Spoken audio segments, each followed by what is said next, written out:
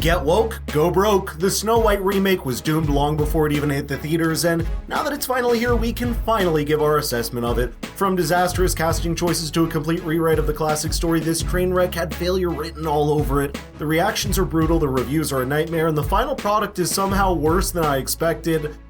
I'll admit it, I walked out before the end. So today we're gonna break it all down, and you won't believe just how badly Disney fumbled one of its most iconic stories. I love the original animation. As always, make sure to subscribe and hit the notification bell for more videos just like this. I think it's fair to say that no one on the right side of America can stand the star of this movie. And yet, Christian, you've seen the movie, and it appears that the filmmakers cobbled together enough salvageable material to make the movie itself quite nice. Yeah, it's not a train wreck. I was expecting just that. And listen, it's not a great film. It's got its flaws.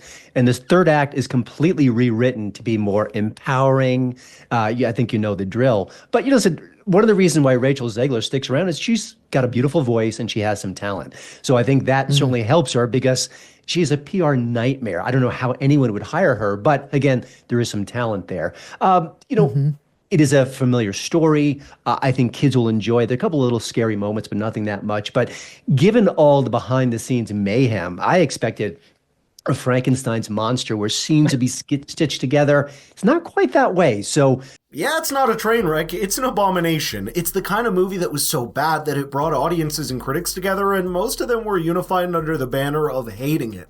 I'll just show you this review of it, which reads, with Snow White, they finessed their formula, do the bare minimum to make a film, then simply slap a bunch of cutesy CGI animals all over it, and hope no one notices. This sums it up perfectly. It's a lazy, uninspired mess from Disney, and it's clear they changed things due to the initial backlash they got, because the movie is all over the place. Peers brought back Nerdrotic and Critical Drinker to see what went wrong, and they both landed on the same issue, as we all knew, Rachel Zegler. It's all Rachel Zegler and her behavior.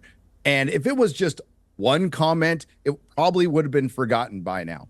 But it was comment after comment, and it was pissing off everybody, pissing off old Disney fans, pissing off new Disney fans, pissing off Trump supporters, pissing off all of America. And it became such a disaster that they had to shut her up, which was the smartest move they made. But the onus is all on her and Disney's reaction to it. And quite frankly, if she has said nothing, her movie, probably still forgettable, would have done a lot better. Yeah, the smartest thing, as Gary said, that Disney could have done was to bury her and just keep her from talking to anyone. Do not give her a hot mic and do not let her spout her stupid, uninformed opinions. She's a kid. She's a dumb, uninformed kid who's never done a day's work in her entire life.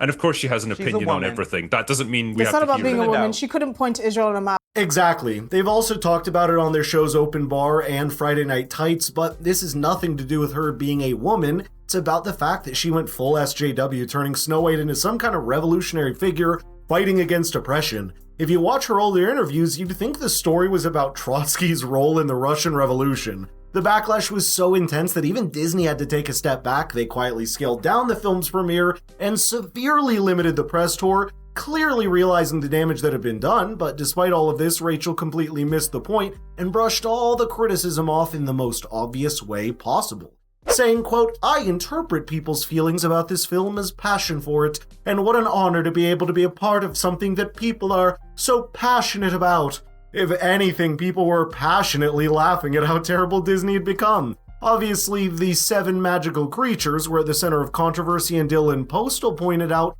the exact issue here.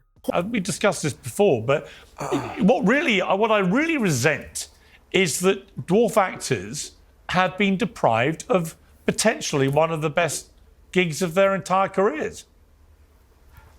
You know, Pierce, you mentioned the 7 actors, but what about the stunt doubles and the stand-ins and all of that?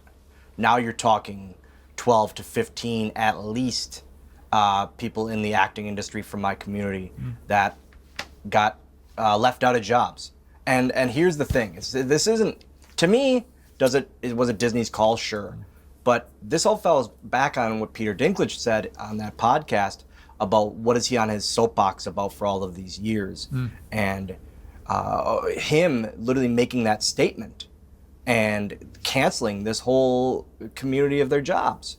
And what makes him the voice of my and our dwarf acting community and little people community?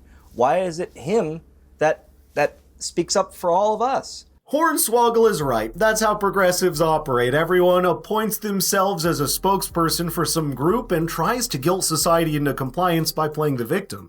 And speaking of guilt, I've noticed you haven't liked the video or subscribed yet, so what are you waiting for? Now, as for the infamous picture of the so-called reimagined dwarves, well, it turns out Disney rewrote them to become bandits for some reason. So now Snow White has bandits, and as a true revolutionary, she's sympathetic towards their cause. When it comes to the prince, his character was tweaked so much it's likely they wrote him out as a sick joke. They're so torn. They know there's a romance here. They've got a prince-like character, but he's not a prince. He's like a Robin Hood guy. And they know that there's got to be a kiss. There's got to be certain elements that they can't avoid. Boy, they are uncomfortable with that particular sequence. So it's like they're together, but they're not together. She's got to be the hero. She's got to be front and center. We're going to push him to the side as much as possible. Oh, and by the way, he's pretty important to the story. So we'll drag him back in, then we'll push him back out. It's awkward. It's absolutely, you can tell, oh, a cisgender man, he can't be the savior here. You got to have Rachel Zegler front and center. So it's really torturous at that point. It's one of the weakest parts of the movie. Now let's take a moment to talk about this poor guy. Not only did they turn him into some off-brand Robin Hood, he still ended up saving Snow White, but she didn't marry him in the end.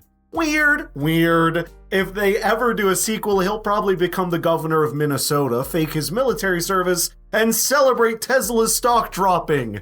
To wrap things up, let's check in on the one and only fan Disney actually made this movie for. At least, he seems to be happy. Ernest, you've seen it, so what do you think? Don't tell me, you loved it.